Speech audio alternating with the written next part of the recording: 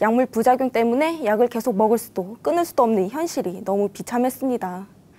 그런 저에게 결국 자살에 대해 생각해보는 계기가 생겼는데요. 어느 날 다른 반 언니가 자취방에서 자살을 했다는 거예요. 다른 사람들은 불쌍하다고 안 됐다고 말했지만 저는 그 언니가 자살한 것이 불쌍한 삶인지 잘 모르겠더라고요. 오히려 힘든 실수 과정을 안 해도 되니까 그 언니가 부럽기만 했어요. 그리고 저는 이런 생각이 들었어요. 모든 사람은 죽는다. 태어나자마자 죽을 수도 있고 늙어서 죽을 수도 있고 가장 아름다울 때 죽을 수도 있다. 험한 고생만 하다 가는 것이 이 세상살인데 왔다가 짧게 살고 가는 것이 이득이 아닐까? 이 생각은 곧 저의 삶을 흔들어 놓기 시작했어요. 그렇다면 나이가 들어서 죽음을 기다려봤자 고생만 하다 가는 것이고 게다가 나는 죽을 때까지 ADHD를 안고 살아가야 하는데 뭐하러 죽을 때까지 기다려야 하지? 그렇다면 결국 이 지긋지긋한 ADHD를 구원하는 것은 오직 죽음뿐이겠구나 라는 생각이 들었어요. 그래서 저는 국가고시에 떨어지면 바로 죽어버려야겠다는 생각을 했고 앞으로의 국가고시는 어떻게 볼 것인가에 대한 고민보다는 국가고시에 떨어지면 어떻게 죽을 것인가에 대한 고민들로 가득 찬 날을 보냈습니다. 그렇게 하루하루 절망 속에서 살던 어느 날 제가 시내 갈 일 있어서 버스를 탔는데요. 제 뒤에 잔돈이 없어서 돈을 못 내시고 계신 아주머니를 대신해 버스비를 내드렸어요. 그랬더니 이 아주머니가 너무 고마워하시면서 줄 것이 없으니 대신 기도를 해주겠다는 거예요. 저는 그런 아주머니가 너무 부담스러워서 정중하게 거절을 했는데 그 아주머니는 제 의견에 상관없이 제 손을 꽉 하고 잡으시더니 하나님, 위기에서 벗어날 수 있게 귀한 사람을 보내주셔서 감사드립니다. 하나님께서 이 아가씨 앞길을 열어주시고 하는 일 모두 잘 되게 해주세요 라고 기도를 해주시는 거예요. 저는 그 아주머니 덕에 사람이 꽤 많은 버스 안에서 한 몸으로 시선을 받았고 버스기사 아저씨마저도 저를 백미러로 보고 계시더라고요. 버스가 시내에 도착하자마자 저는 너무 부끄러운 나머지 버스에서 내렸는데요. 그런데 이상하게도 그 아주머니가 제 손을 잡아주셨던 것과 저를 위해 기도해 주신 것들이 머릿속에 깊이 박혀 오랫동안 잊혀지지 않았습니다. 저는 그날 이후로 자꾸 하나님이 떠올랐어요. 어릴 적 동생의 고침을 받기 위해 교회를 다녔었지만 동생이 나아지기는커녕 부모님이 이혼까지 하시게 되자 그토록 찬양했던 하나님의 존재에 대해 흔들리기 시작했어요. 우리 부모님이 헤어지지 않게 달라고, 우리 가족이 뿔뿔이 흩어지지 않게 달라고 간절히 기도를 했건만 하나님은 저의 기도를 전혀 들어주시지 않았어요. 그 이후로 저는 예수님이 살아계신지 보이지 않는 하나님을 어떻게 믿을 수 있는지 그 증거를 찾지 못해서 교회를 떠났었는데요.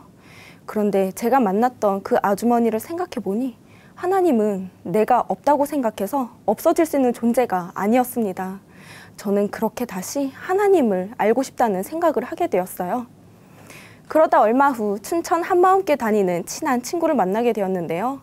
그 친구는 어릴 적 교회 가자고 해도 교회 근처도 가지 않던 친구였어요. 그랬던 친구가 갑자기 신앙이 생긴 것이 조금 이상하더라고요. 그래서 저는 그 친구에게 보이지 않는 하나님을 어떻게 믿을 수 있어? 라고 물어봤는데요. 그 친구는 예수님의 부활을 통해 하나님을 믿을 수 있다고 하는 거예요. 부활? 그건 나도 아는 얘긴데 뭔가 새로운 걸 얘기할 줄 알았는데 부활이란 소리에 김이 빠져버렸습니다. 그런데 그 친구가 또다시 하는 말이 실제로 2000년 전에 예수님의 부활 사건이 있었고 예수님의 부활을 전하다가 많은 사람들이 죽었다고 하는 거예요. 그리스도인을 핍박했던 사도 바울까지도요. 저는 도저히 믿기지 않는 부활 소식에 집에 가자마자 친구가 준 부활 책자를 읽게 되었습니다. 그런데 하나님은 성경을 통해 수천 년 동안 우리에게 이 땅에 오실 것을 약속하셨더라고요.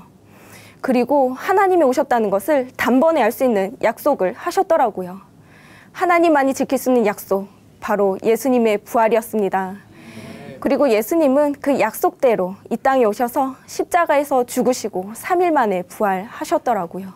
이 세상 그 누구도 흉내낼 수 없는 부활을, 죽음을 이기는 부활을 예수님께서는 실제로 부활하셨더라고요.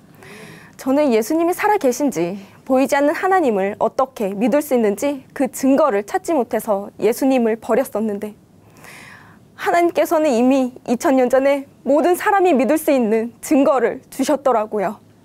그토록 어릴 적 그토록 듣던 예수님의 부활이 성경책에만 존재하는 것이 아니라 역사에도 존재한다는 것이 알아지는 순간, 전능자가 이 땅에 오셨다는 것이 알아지는 순간 저는 몸둘 바를 몰라 그대로 엎드려졌어요. 그리고 부활하신 예수님 앞에 저의 모습이 그대로 비춰지는데, 주여, 나는 죄인입니다. 이 죄인은 죽어 마땅합니다. 저는 송구함에 이 말밖에는 할 수 없었습니다. 그제서야 제가 하나님께 얼마나 큰 죄를 짓고 있었는지 깨달아졌어요. 내 힘으로 내 스스로의 부족함을 채워보려고 했던 모습들과 내 뜻대로 되지 않는다며 쉽게 생명을 버리려고 했던 모습들이 바로 전능하신 하나님을 배척하는 죄였습니다. 무섭고 흉측하게 생겨야 마귀인 것이 아니라 예수님을 믿지 않은 내가 바로 마귀 같은 자였구나. 내 마음, 내 중심에 스스로가 주인이었던 내가 바로 마귀 같은 자였구나. 그런데 하나님은 이런 저를 살리기 위해 아픔 없는 하늘보자 다 버리고 이 세상에 완벽한 사람으로 오셨더라고요. 지옥불에 떨어져도 마땅한 죄를 지은 저를 위해 이 세상에 생명 걸고 오셨더라고요. 그리고 다시 부활하셔서 저에게 이렇게 말씀하셨습니다. 나는 전능한 하나님이라. 내가 너를 구속하였고 내가 너를 지명하여 불렀나니 너는 내 것이라. 너는 내 것이라 하신 하나님께 그대로 굴복할 수밖에 없었습니다. 그동안 하찮게 여겼던 저의 생명은 전능자의 핏값으로 살리신 귀중한 생명이었어요. 나의 생명, 나의 몸, 나의 머리털 하나까지 하나님의 것이 아닌 것이 없는데 저는 그동안 생명도 몸도 모든 것이 내가 주인된 자였습니다. 저는 그동안 예수님을 믿지 않는 죄를 회개하고 이분을 주인으로 모셨습니다.